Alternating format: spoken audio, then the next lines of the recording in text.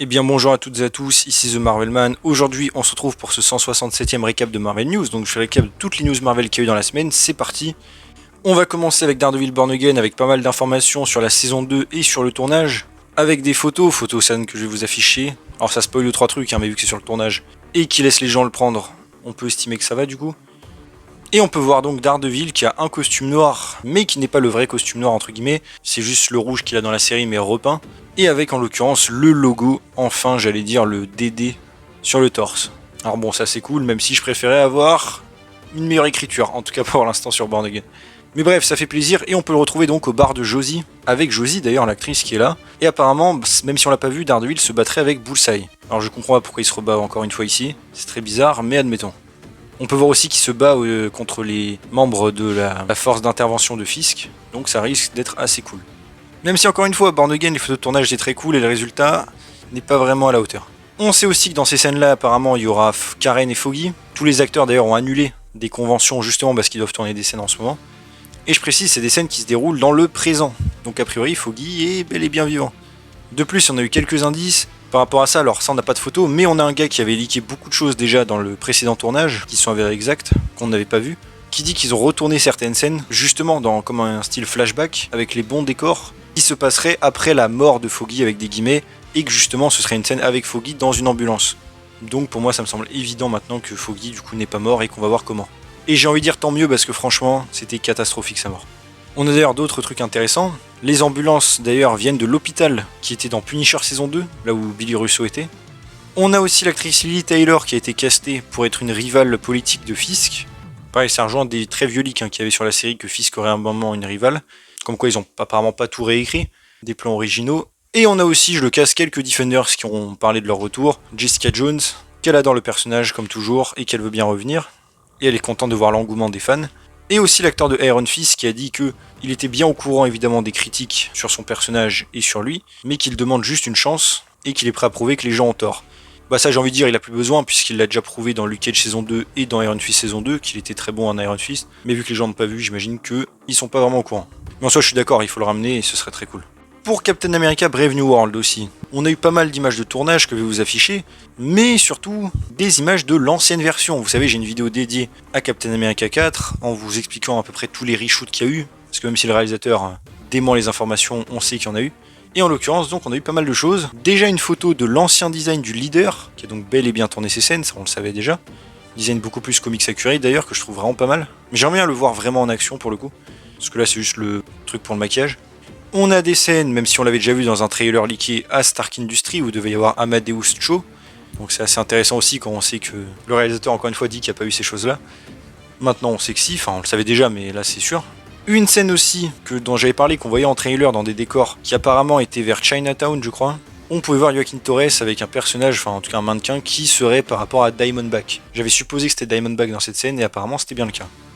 Assez intéressant et ça vient du coup de l'ancienne version je suppose. Donc assez intéressant. Et aussi une scène où on peut voir Joaquin Torres et Sam Wilson atterrir dans un aéroport au Mexique. C'était là qu'ils affrontaient la Serpent Society dans l'ancienne version. Ça pour le coup on a eu des photos. Donc bref, j'aimerais bien que tout ça soit sur le Blu-ray ou DVD, mais bon, ils vont jamais montrer je pense les anciennes versions. Ce serait bien dommage. Et aussi qui m'a fait un peu rigoler, un des co-scénaristes qui dit qu'il n'a pas compris pourquoi le film a eu des critiques moyennes. Alors déjà c'était pas moyen en général, c'était pas très bon, en tout cas par les gens. Et peut-être qu'avoir à peu près 3 versions différentes du film mixées en une, c'est peut-être le problème. Ensuite, par rapport au Thunderbolt, on a de nouveau une espèce de petit trailer, TV spot comme vous préférez, avec des images en plus. On peut noter en plus, bon on va reparler par rapport à Avengers, mais que Taskmaster a été même supprimé de certaines scènes où elle était dans d'anciens trailers, donc le personnage meurt, ça me paraît évident. Le film fait apparemment 2h06 en durée finale. C'est vrai qu'ils sont pas si longtemps que ça d'ailleurs, Thunderbolt.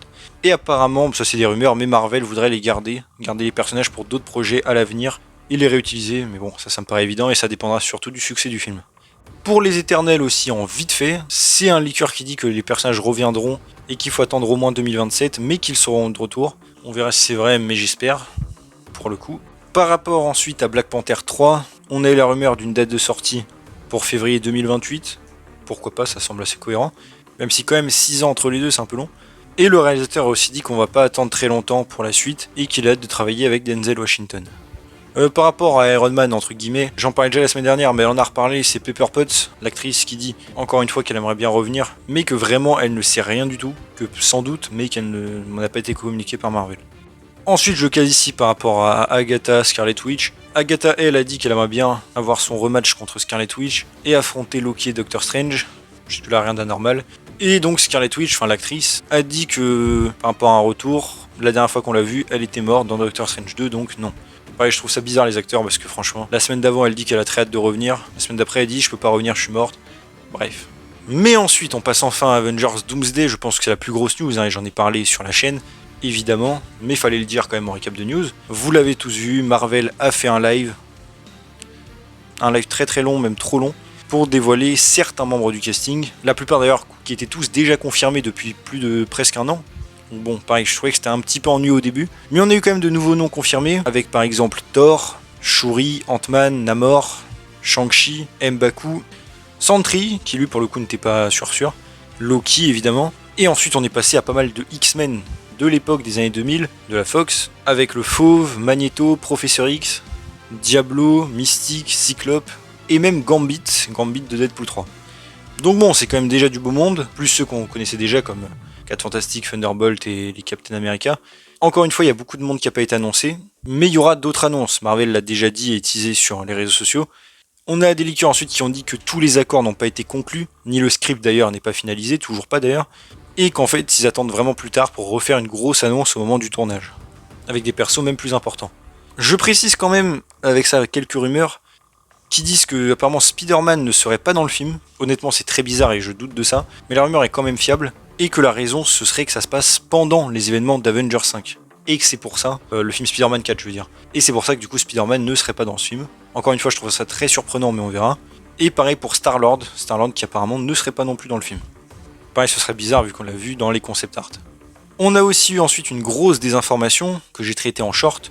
C'est une information qui a été reprise partout et du coup c'est assez frustrant forcément puisque c'est pas vrai. C'est que Scarlet Witch, l'actrice, aurait dit qu'elle ne reviendrait pas dans Avengers Doomsday, ni Secret Wars du coup.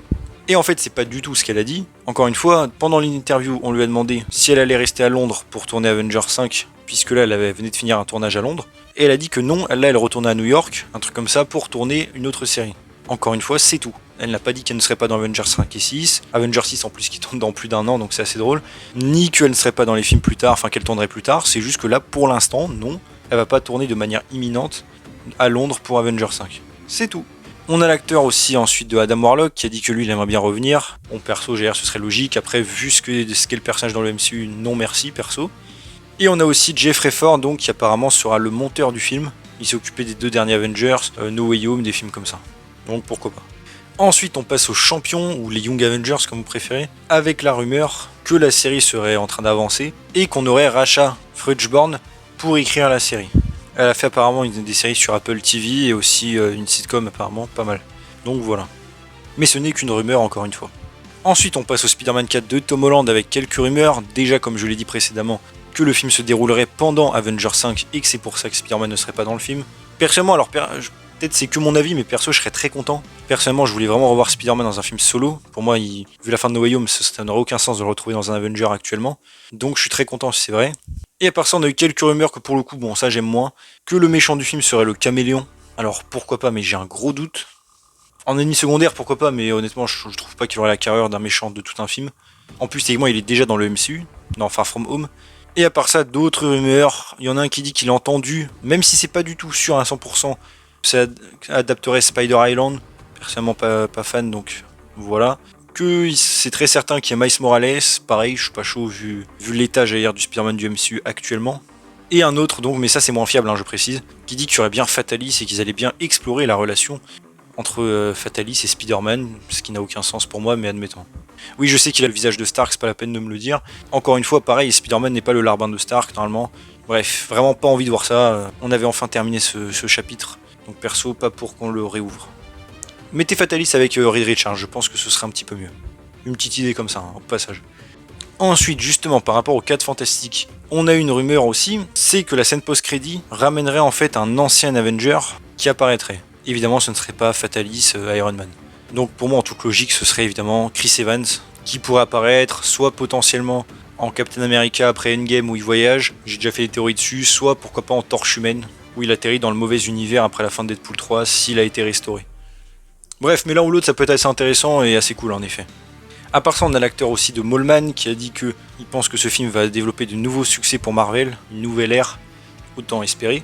Et aussi, encore une fois, l'acteur d'Adam Warlock qui a dit qu'il aimerait bien rencontrer les Gardiens, qu'il aimerait bien rencontrer les 4 Fantastiques. Pourquoi pas. Par rapport à Blade ensuite, j'en ai parlé en short aussi, mais on a eu quelques rumeurs. Déjà la première, qui est quand même assez fiable, c'était qu'ils avaient trouvé un réalisateur pour le film, sans dire qui c'était, et que celui de John Wick était peut-être attaché au projet, en tout cas relié. Voilà. Et on a une autre source, mais qui est moins fiable, c'est pour ça que je le dis, et qui n'est pas officielle, hein, contrairement à ce que je vois beaucoup, qui dit que donc cette information serait incorrecte et que le film est en pause complète jusqu'à au moins après Secret Wars, et que tous les scripts même sont gelés, il n'y a pas d'histoire, il n'y a rien du tout. C'est logique aussi honnêtement, et je pense que c'est totalement possible d'un point de vue logique. Et que le personnage d'ailleurs serait intégré d'abord, introduit, je veux dire de manière réelle, soit dans Secret Wars, soit dans Midnight Suns probablement, avant d'avoir son film plus tard. Donc ouais, je crois que le film Blade annoncé en 2019, on l'aura 10 ans après je crois. Mais bon. Et enfin par rapport à de nouvelles actrices dans le MCU, encore une fois, hein, j'y crois pas de fou. Surtout quand les noms sont balancés comme ça, à droite à gauche, il y en a toujours dans tous les sens. Mais apparemment, je vous le casse comme ça, on aurait Taylor Swift, il sera envisagé, pas une chanteuse. Et aussi les deux là, du coup, dans Blanche-Neige, Rachel Zegler et Gal Gadot, qui était aussi Wonder Woman accessoirement. Mais après ça, comme je dis, j'y crois pas à 100%. Et voilà, c'est déjà tout pour ce 167e récap de Marvel News. J'espère que ça vous a plu. Si c'est le cas, n'hésitez pas à vous abonner, liker, commenter, partager, activer la cloche, à me suivre sur mon Instagram en description. Et on se retrouve bientôt pour une nouvelle vidéo. Salut tout le monde.